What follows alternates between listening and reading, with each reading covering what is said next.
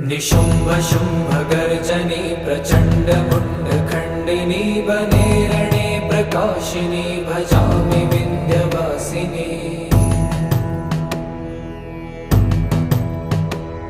त्रिशूलमुण्डधारिणी धराविघातहारिणी गृहे गृहे निवासिनी भजामि विन्ध्यवासिनी।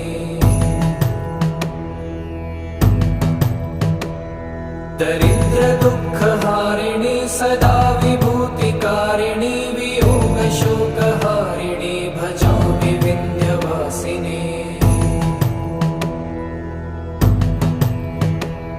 लसत्सुलोललोचनं लतासनं वरप्रदं कपालशूलधारिणी भजामि विन्ध्यवासिनी।